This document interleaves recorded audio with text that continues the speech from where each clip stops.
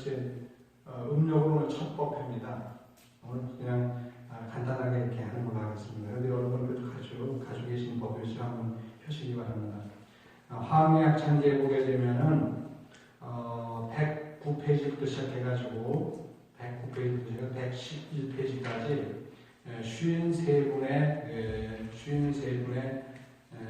선식이 나옵니다. 마가 스님이 53선식 법회를 하고 있는데 그 53선식이라는 말이 여기서 나오는 말입니다. 여기 나서 나오는 말인데 여기 보게 되면 잘 아시다시피 25번째, 110페이지 25번째에 파수밀려가 나옵니다. 파수밀려가 나오고 그리고 27번째가 관자재보살이고 28번째가 정취보살인데 관세음의 다른 이름이죠. 네, 그리고 이제 그 뒤에 보면은 33째가 신심묘덕 이구명인데 묘덕보살입니다. 이구명. 그 다음에 또 35번째가 묘덕이라는 이름이 많이 나와요. 묘덕보호 중생인데 그 역시 마찬가지로 묘덕보살이죠. 그 다음에 39번째가 또 역시 묘덕보살이 나옵니다. 여기 적어도 묘덕이라는 이름이 3번이나 나오는데 그만큼 묘덕이라는 이름이 굉장히 그 화엄에 차지하는 중요한 이름인 것 같습니다. 근데 여기 중요한 제가 말씀드리고 싶은 거는 25번째가 바수밀려인데 다른 이름으로는 사자분신 삼매보살이라고 합니다. 사자분신 삼매에 들어서 중생들을 교화에 따라가지고 하는데 바수밀려의 이 이름을 따가지고 바수밀려를 이 사람을 그 주인공으로 해가지고 영화가 우리나라에서 나왔습니다. 아마 10년 넘었을 거예요. 무슨 영화인지 혹시 기억나시는 분 계셔요? 잘 모르시죠? 저 같은 사람은 제가 영화광입니다. 아주 미칠광자광.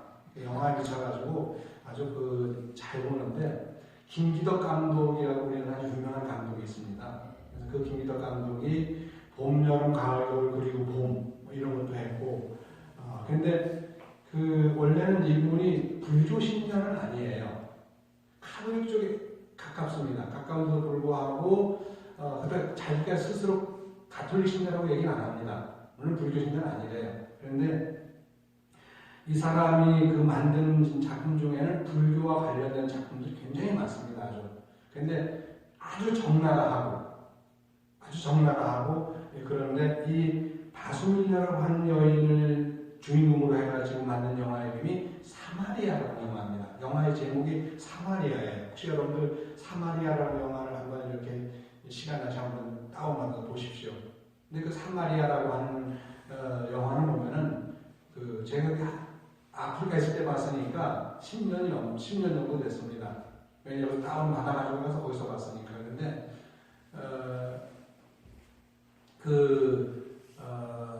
여고생이 나옵니다. 여고생이 둘이 나와요. 여고생이 둘이 나와가지고 원조라는 거 아시죠?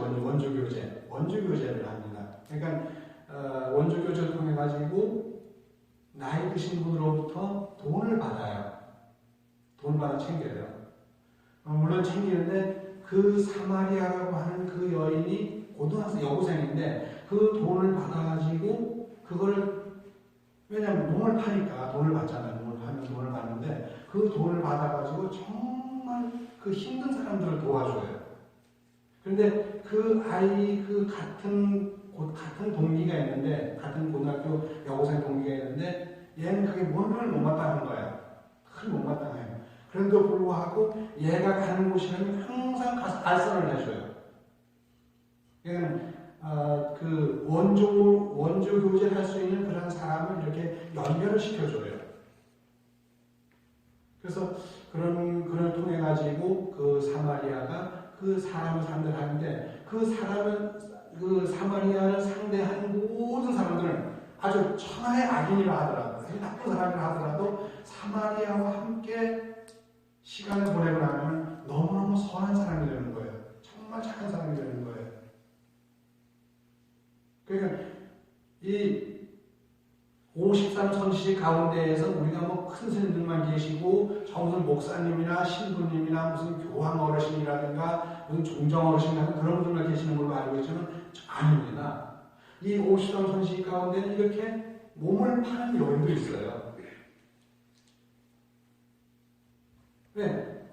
왜냐하면 모두가 다 선지식이니까. 제가 오늘 아침에 보낸 글 가운데서 그런 게 있습니다. 제가 42년 전에 한 1975년도 가을에 이제 우리 스님을 용탑산에서 배웠습니다. 용탑산에서 배웠는데 스님께 이제 인사를 드리고 났더니 원력 얘기를 하시더라고요. 원력이 한 번 정해지게 되면은 절대로 그 원력에 대해서 끝까지 밀고 나가는 거예요. 그러니까 우리가 요즘에 절에 이렇게 다니면 이제 큰 원력을 세우고 절을 다니냐면 그 원력이 세워지게 되면은 주위에 어떤 경험을 하더라도 마음이 흔들리지 않게 그 원력을 쭉 밀고 나가라는 거죠. 그런데 지금 우리나라 같은 경우만 하더라도 보면 이렇게 그 신도님들이 절을 다니시는데 불구하고 한 번 원찰이 정해지면 앵간한 원찰을 떠나지 않고 다녀야 돼요. 다녀야 되는데도 불구하고 이제 인연이 닿아가지고 그 원찰을 떠나게 돼요. 다른 절은 원찰을 만들게 되잖아요. 그러면 정말 이 사람 여기는 내가 원찰을 만들고 싶다 그러면 계속 끝까지 가야 되는데도 불구하고 가다가 자꾸 딴 생각을 갖게 되는 거예요. 그런데 그러다 보니까 나중에 세상을 떠날 때 되면은 내가 정작 가야 될 절이 없는 거예요. 내가 세상을 떠났을 때 내 자손들한테 날 위해 가지고 어느 스님을 불러서 이렇게 해다오 이걸 할 수가 없는 거예요. 왜? 원찰이 없으니까. 그러니까 종교 미화가 돼버리는 경우가 많아요. 여기서 옛날에 2002년도에 우리가 2002년 벌써 지금 15년 전인데 그때 봄에 나간 여기 그룹들이 있습니다. 근데 제가 누구라고 얘기 못하지만 그룹이니까. 근데 그 그룹의 멤버가 지금도 이 전국을 제가 알기로는 떠돌고 있어요. 우리 절에서 정말 열심히 이렇게 봉사했던 그룹들인데 나가지고 계속 떠돌고 있어요. 그냥 이 절에 가서 기웃대고 저 절에 가서 기웃대고 근데 만나면 또 우리 절을 얘기를 하는 거예요. 우리 절에 대해서 우리 절 정이 들어가지고 늘 얘기하는데 차마 여기를 못 오는 거예요. 나는 마음을 다 비웠는데도 불구하고 나갈 때 조금 이제 좀 심하게 하고 나갔거든요. 본인도 심하게 하고 나갔어요. 우리가 침 뱉고 가는 몸을 아주 다시 먹는다고 하지만 침을 뱉고 갈 정도로 이렇게 이제 심하게 하고 갔는데 그게 이제 그것 때문에 여기를 못 오는 거예요. 못 오는데 불구하고 가끔씩은 이제 그게 없으니까 그러니까 하는데 그렇게 하다 보니까 전국을 또 떠돌다 보니까 정말 정작 내가 원찰로 삼고 다닐 만한 곳을 아직 못 정한 거예요. 그런데 우리는 이왕 원찰이 정해지면 끝까지 하나님을 밀고 나가야 돼요. 그 절에서 나를 서운하게 하지 않는다면은 나는 끝까지 밀고 나가야 돼요. 조금 밀고 나가는데 그때 이제 우리 스님께서도 그런 얘기를 제가 비슷해가지고 그런 얘기를 이제 대충 해가지고 말씀드렸더니 어디든지 누구든지 신도들만이 아니라 수행자도 마찬가지로 한 번 원력이 정해지면 끝까지 밀고 나가라. 나가다 보면 어떤 게 있냐면은 별별 사람을 다 만난다는 거예요. 나이 드신 분도 만나고 젊은 사람도 만나고 남자도 만나고 여자도 만나고 지위가 높은 사람도 만나고 지위가 낮은 사람도 만나고 돈 있는 사람도 만나고 돈 없는 사람도 만나고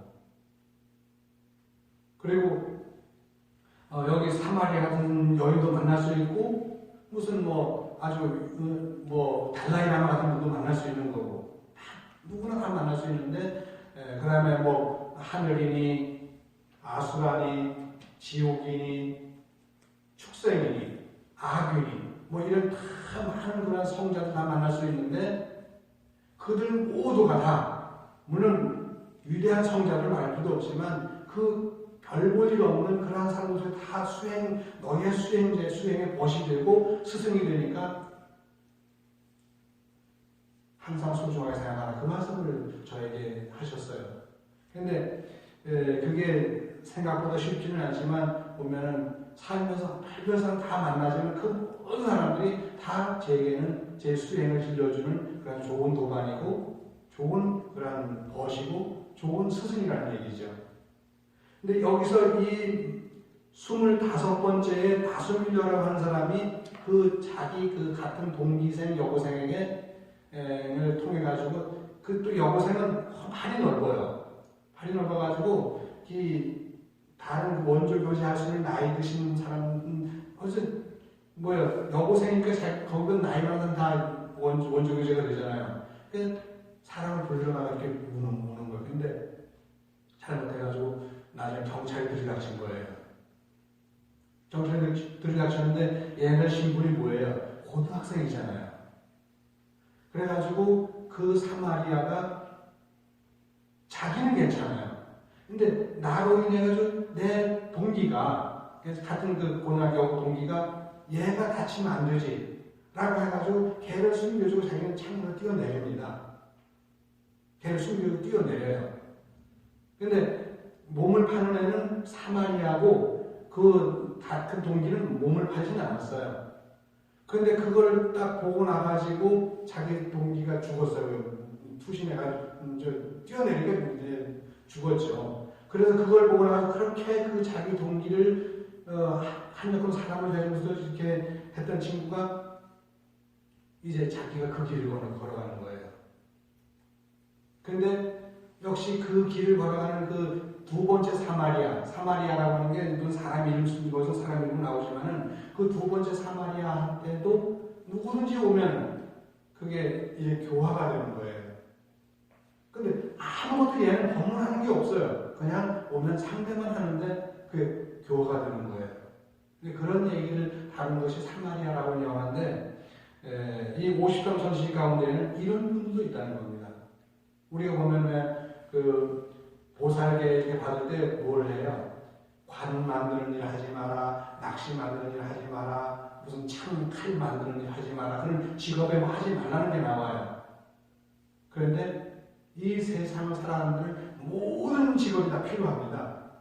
모든 직업이 필요한 거예요. 심지어는 도살하는 사람이 있기 때문에 우리가 내가 직접 손에 피를 묻히지 않고도 고기를 사서 먹을 수 있는 거예요. 어부들이 저 그 멀리 가서 바다에 가가지고 살생을 하잖아요. 근데 고기를 잡아오니까 내가 직접 내가 살생하지 않더라도 고기를 먹을 수 있는 거예요.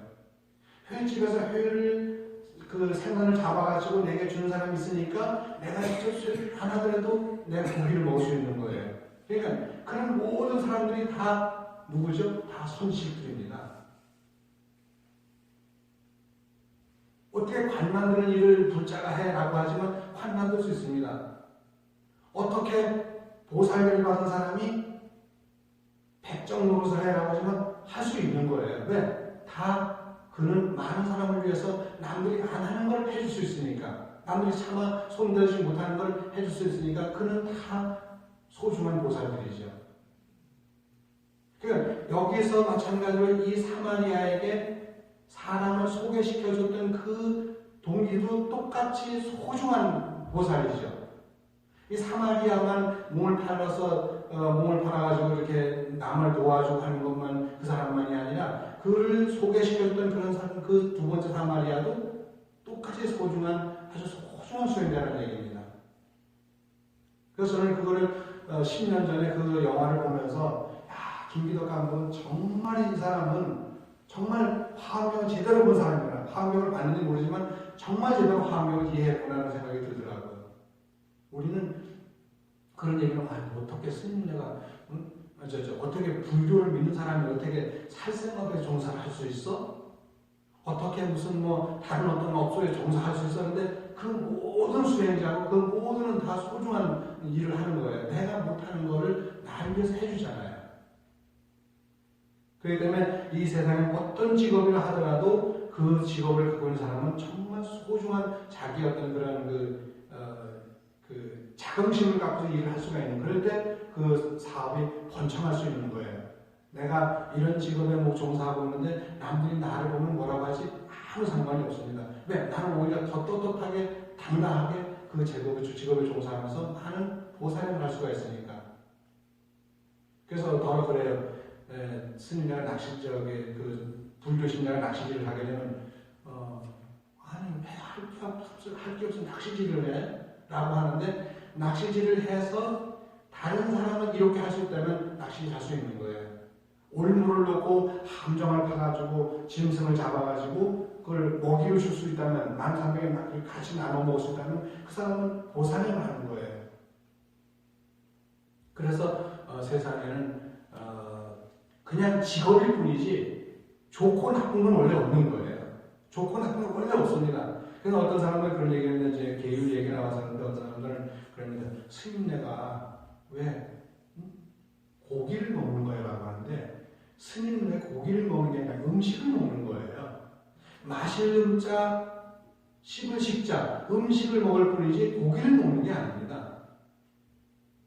내가 산채로 잡아서 뭐 이렇게 산채 잡아서 막 먹는 거라면 그게 고기를 먹는 것일 수 있어요.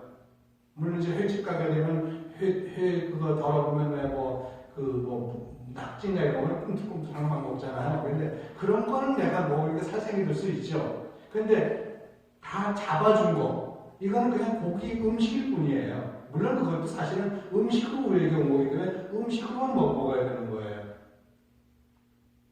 그런데 더 중요한 건 뭐냐면 길을 가다가 보면은 이렇게 탁탁한 아주 그 좋은 새싹들이 있어요. 그 새싹 내가 뜯어가지고 내가 그냥 씹어 먹으면 그 새싹도 생명이 있습니다. 움직이는 동물만이 아니라 초목도 생명이기 때문에 초목을 그냥 뜯어 먹어도 그거는 이미 익혀진 고기를 먹는 것보다 이미 말라 비틀어진 동태라든가 명태라든가 황태라든가 멸치를 먹는 것보다 더 죄가 큰 거예요. 왜? 그건 살아있는 그런 풀이잖아요. 정말 우리가 계율을 제대로 이해하려면 그런 적어도 김기덕 감독 정도는 돼야만 그 계율을 이해했다고 보는 사람입니다. 그래서 오늘은 여기 우리가 화엄약창기 이렇게 쭉 읽어가면 53분이 나오는데 제가 아마 금년에는 제가 좀 있으면 이제 천수경을 처음부터 쭉 천수경을 거의 금강경이나 이 천자문 그 수준으로다가 아주 상세하게 지금 이제 번역이 들어갈 거예요. 곧 들어갈 건데 그거 끝나고 나면은 화엄약창계를 비롯해가지고 화엄경의 왕국서라는 게 있습니다. 그거 그다음에 법성회의를 해가지고 몇 가지를 묶어서 또 이제 책을 한 권 이제 금년에 쓰려고 그래요. 그래서 천수경하고 올해 화엄약창계까지는 제가 쓰려는데 이 화엄약창계 속에는 어마어마한 뜻이 왜 80화엄을 다 뭉뚱그려 놨기 때문에 어마어마한 뜻이 담겨 있어요. 그래서 이제 이런 거를 요즘 이제 불교 얘기만이 아니라 김기덕 감독의 그런 사마리아 같은 그런 영화 같은 것도 끌어들여가지고 정말 어떤 것이 우리가 이 세상 살아가는데 이렇게 이 불교인들이 얼마나 필요한가 하는 걸 갖다가 올해 좀 써나갈 생각을 갖고 있습니다. 여러분들이 보지 못했던, 느끼지 못했던 그러한 쪽에서 천수경을 대하게 될 거고 그리고 화엄경을 대하게 될 거고 그럴 거예요. 지금도 이게 화엄약창계를 이렇게 읽다 보면 다들 이제 우리 스님네들은 이걸 인용을 많이 해요. 인용 많이 하는데도 거의 100명 중에서 한 명도 제 글을 인용했다 소리를 안 해요. 스님네들이 좀 그런 게 있어요. 분명히 제가 번역한 이걸 화엄약창계를 인용했으면 인용했다 이건 누가 번역해줘야 되는데 그걸 안 끌어오는 거예요. 우리나라는 아주 남의 걸 표절하는 게 표절 천국이거든요. 아주 표절 천국이에요.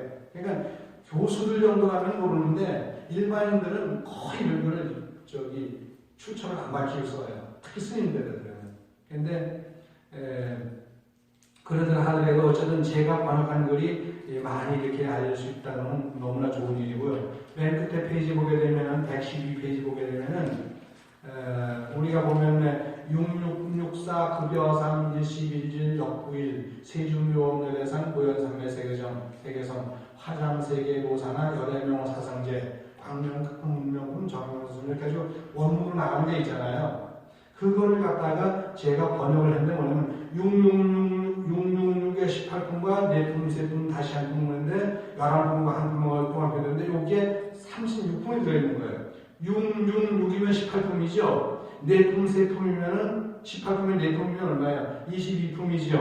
3품을 더 보면 25품이죠. 다시 한 품이면 26품이죠. 26품에다가 11품이면은 37품인가? 그 다음에 한 품 또 한 품이니까 39품이잖아요. 그래서 39품이에요. 요런 거는 제가 이렇게 하나 써서 알지 안 그러면 이게 무슨 말인지 몰라요. 6664 급여상 112 역부이라면 이게 무슨 말인지 몰라요. 그래서 이걸 이렇게 풀어놨기 때문에 이걸 보면서 화엄경이 39품으로 되어 있는데 6품, 6품, 6품 이거 왜냐면 장소 따라서 그렇습니다. 장소 따라서 6품 선한 장소가 있고 또 6품 선한 장소가 있고 그 다음 또 6품 선한 장소가 있어요. 그 다음에 네 번째가 4품을 설했어요. 그럼 네 번째, 5번째는 3품 설했고 6번째 한 품 설하고 7번째 11품 설하고 8번째 한 품 설하고 그 다음에 또 한 품이 9번째예요. 그래서 7처9회라고 해요. 뭐 이제 들어만 두셔요. 그래서 보면 7처9회 39품 보리장의 첫회 모임. 보리장의 첫회 모임은 세주묘원 열애현상, 세주묘원품, 열애현상품 첫회 모임에서 6품이 나오죠. 앞에 666이니까 세주묘원품, 열애현상품, 보현산매품, 세계성취품, 화장세계품, 비로자나품 이 6품이 나오는 거예요. 그 다음에 또 6품이나 666이니까 6품이 나오는데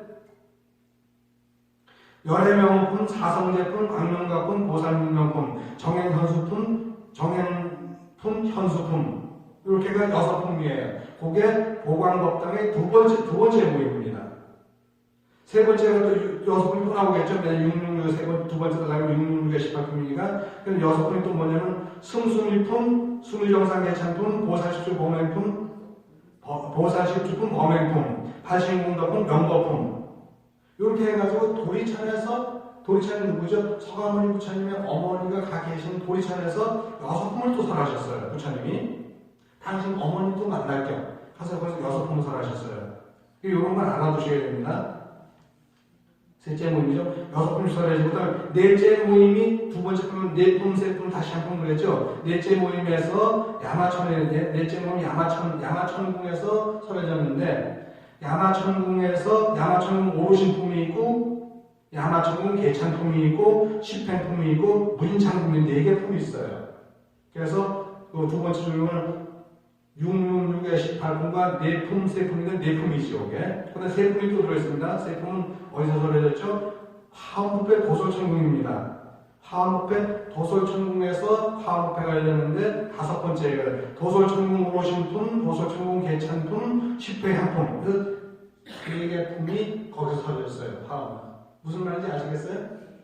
그 다음에 두 번째 줄 보면 달라면 666의 18품과 4품, 3품 다시 한 품을 해서 다시 한 품이 뭐냐 하면 십지품이에요. 그래서 여섯째로 육계 정상 타화자 정전에서 6개가 6개로 되어 있는데 6개의 하늘 가운데 맨 마지막에 타화자 정전이에요. 거기서 오직 한 품 설해진 십지품이고요. 모여서 딱 십지품 한 번만 설해졌어요. 십지품이라서 꼭 딱 하나만 설해졌습니다. 근데 십지품 기내의 화엄경 전체 내용이 가장 핵심이에요. 십지품은 심지어 뭐가 있냐면 십지품은 산스크리트 원본이 있습니다. 다른 건 없는데 이 십지품은 산스크리트 원본이 있기 때문에 화엄경이 유경이 아니고 진짜 부처님의 친설이라는 말이 발표에 나오는 거예요. 법화경도 산스크리트 원본이 있습니다. 근데 요것도 십지품이 그게 있어요. 왜냐면 십지품 여기 보면 세주명, 열애현상, 보현산매, 세계성취, 화장세계, 비로자, 품문, 열애명호품, 사상제품, 광명 쭉 해가지고 십지품뿐만 아니라 그 뒤로 나오는 모든 39개의 품들이 다 각각 흩어져 있던 거예요. 원래 다 이렇게 쭉 흩어져 있었어요. 마치 왜 성서가 66권이 어떻게 됐어요? 66권이 다 흩어져 있었습니다. 원래는. 근데 그 집대성한 것이 예수님이 세상을 떠나고도 거의 한 1000년 넘어서 집대성된 거예요. 한 1000년 넘어서 집대성된 거예요.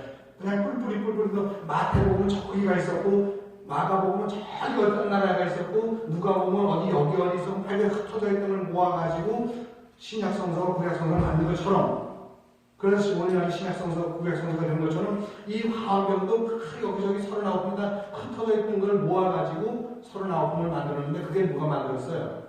용수보살이 만들었습니다. 그 용수보살 대단한 게 그거예요. 용수보살이 만드는 거예요. 이 용수보살 약창계잖아요. 오직 한 품 사라진 십지품이 그것이라면 일곱 번째로 보광목당 설법장소 거듭하여 보광목당에서 앞에서 이미 보광목당 나왔어요. 두 번째 모임은 112페이지 하나 둘 세 번째 단락에 보게 되면 세 번째 줄에 정행품과 향수품은 보광목당 둘째 모임인데 그 둘째 모임에서 뭐가 설했어요? 11품이 설해졌어요. 그래서 여기 보면은 일곱째로 보광목당 설법장소 거듭해요. 설법장소를 거듭해가지고 11품이 설해지니 뭐냐? 십정통, 십인품, 십통품,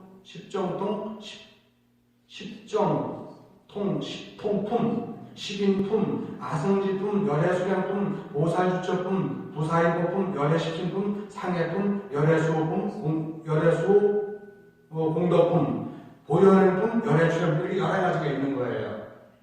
그래서 11품이 여기서 보광목당에서 설해졌어요. 그래서 이 이름 따가지고 옛날에 정일 스님이 우리나라 유명한 정일 스님에 의해서 지금 돌아간 지 얼마 됐죠? 한 20년 되셨나요?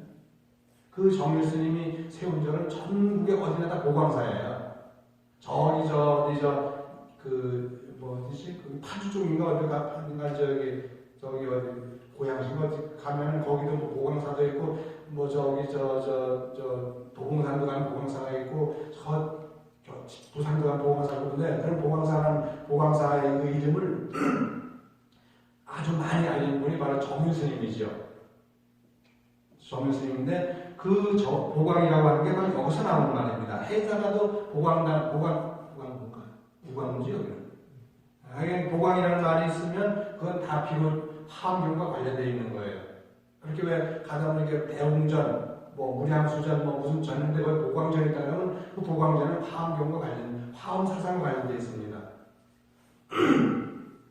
그래서 여기서 이제 11품이 설해졌고 그 다음에 이세간품하고 입법계품이 8회법회와 9회법회로 썼는데 보광목당과 서다림에서 차렸어요. 보광목당에서 또 한 번 설했어요. 그러니까 보광목당에서 3번을 설했고 그 다음에 서다림에서 한 번을 설했습니다. 맨 마지막 입법계품이라고 하는 건 50선 본식이 나오는 입법계품입니다. 50선 본식이 나오는 입법계품은 서다림이라는 그 장소에서 법문을 설하는데 서다림은 어디 있었느냐면 사바세계에 있었습니다. 저 하늘나라가 아니고 우리 사바세계 인도에 가면 부처님 계시던 그 장소에 거기에 있었죠. 기원정사 그쪽에 있었는데 그 서다림서 기원정사는 저기 중림정사가 보다 왕사가 거기서 입법계품 설하셨죠.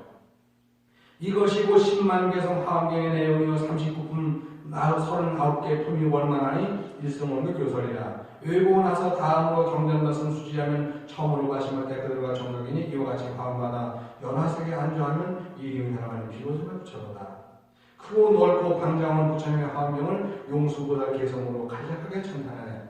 이건 매일 대한 승리를 읽으면서도 요 육육상, 급여상, 일십일, 역부의, 세주명 이걸 뜻을 모르고 읽어요. 사실은요. 그냥 읽으니까 다들 읽는 거예요. 여러분들 저에 가면 다 읽잖아요. 근데 무슨 뜻인지 모르고 읽잖아요. 요거를 정확히 알고 나면 화엄경이 이래서 이렇게 서해졌구나라고는 아는데 그걸 모르니까 잘 모르고 있는 거예요. 그러니까 우리가 이왕 경전을 알려면 요런 한 대목 한 대목도 제대로 알아둘 필요가 있어요. 제 말이 어렵죠? 어려워요. 저는 원래 어려운 법문하라고 하는가 봐. 제가 아무리 쉽게 해도 듣는 사람은 저보고 어렵다고 지난번에도 종정스님 법어가 그렇게 왜 어렵냐고 했더니 어느 보사님이 스님은 더 어렵게 하더라고요. 저보고 더 어렵게 하는데 그래서 제가 좀 원래 어려운 법문을 좀 잘합니다만은 이렇게 어쨌든 올해는 제가 천수경하고 화엄약 잔재랑 이렇게 해가지고 이제 글을 좀 앞으로 좀 써나가려고 해요. 여러분들 글을 통해서 제 글은 글은 쉬워요. 솔직히 글은 쉬운데 설명을 잘 못해요. 제가 엄청 사람이 딱딱해 보이잖아요. 엄청 딱딱해 보이잖아요. 이거는 제대로 설명을 못하지만 글을 통해서 제가 정말 아름답게 멋지게 해설할 수가 있습니다. 그래서 한번 기대 한번 많이 하시기 바랍니다. 정말 천수경이 어떤 경우인가 한번 제대로 이해 한번 하셔도 됩니다. 그럼 선물하십시오. 하겠습니다.